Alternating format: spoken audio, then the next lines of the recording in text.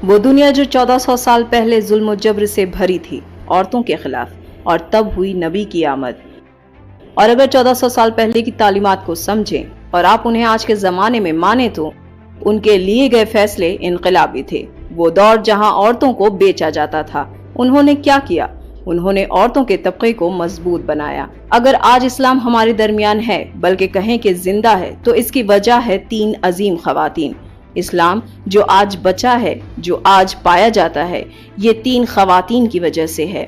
ये तीनों खवातीन नबी अकरम सल्लल्लाहु अलैहि वसल्लम के घराने की हैं। पहली थी इनकी ज़ौजा जनाब खदीजतुल कुबरा सलामुल्लाह अलैहा। इस्लाम की बका में इनकी ज़ौजा की माली इमदाद का सहारा था। और अगर आज आप 21वीं सदी में ये सोचते हैं कि मुसलमान खातून काम नहीं कर सकती, तो 1400 साल पहले रसूलुल्लाह सल्लल्लाहु अलैहि वसल्लम की तालीमात देखें। जनाब खदीजा उस वक्त की ताजिरदार खातून थी, बल्कि यूं कहें वाहिद ताजिरदार खातून, और वो हर मामले में अजीम थी। एक अरबपति, 35 साल की उम्र में एक तरक्की याफ्ता खातून।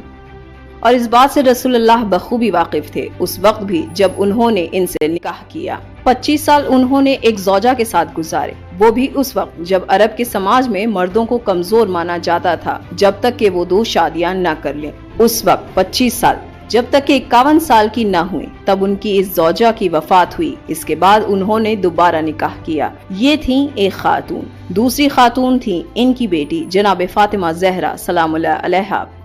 इनकी बेटी ने सबसे पहले एक समाज के निजाम को बनाया जो उस वक्त तक किसी ने ना बनाया था।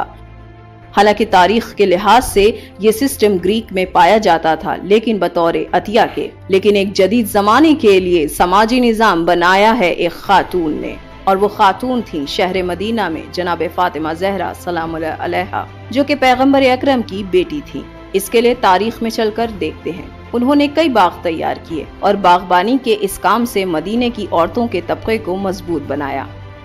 मसलन बेवाओं को जो दोबारा शादी नहीं कर सकती थीं, तलाकशुदा, बच्चियां, वो अफराद जो निहायत मुफलिस थे, ऐसे अफराद को समाज में लाकर इन्हें एक साथ जमा कर समाजी राब्ता कायम किया, जिससे वो अपने लिए आमदनी इकट्ठा कर सकें और अपने हालात को खुद इस्तवार कर सकें। और फिर इन्होंने ही अपने हक में आए बाग़ फिदक को गस्ब करने वालों के सामने निहायत शुजाअत से अपने हक की तलबी की और बताया कि हाकिम कितना भी जालिम और नाइंसाफ क्यों न हो, अपने हक को उससे तलब करने में कभी पीछे न हटो।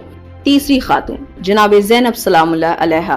तारीख में चलकर देखते हैं इस्लाम की बका करने वाली, जिनके वजह से नाम इस्लाम आज तक जिंदा है, वो ये तीसरी खातून है। और जनाब ज़ैनब सलामुल्लाह अलैहा रसूलुल्लाह सल्लल्लाहु अलैहि वसल्लम की नवासी है। उस वक्त जब नवासे रसूल करबला के मैदान में शहीद किया जा रहा था, जालिम के खिलाफ कयाम करने की वजह से, तारीख बताती है कि मुस्लिम जब रसूलुल्लाह सल्लल्लाहु अलैहि वसल्लम के नवासे को कत्ल कर रहे थे, ज़िबाह कर रहे थे करबला के मैदान में, क्योंकि उन्होंने हक व इंसाफ के लिए कयाम किया था। उस वक्त उनकी बहन जनाब ज़ैनब सलामुल्लाह अलैहा खड़ी थीं उनके साथ, और उनकी बहन ने अज़्म लिया लोगों को बताने का कि हुसैन कौन थे।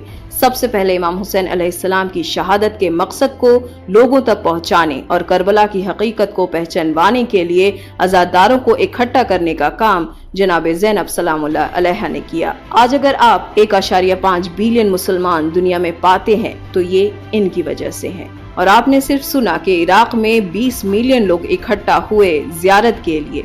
कहाँ के लिए? करबला। क्या है करबला? रोज़ा है नबी अकरम सल्लल्लाहु अलैहि वसल्लम के नवासे का।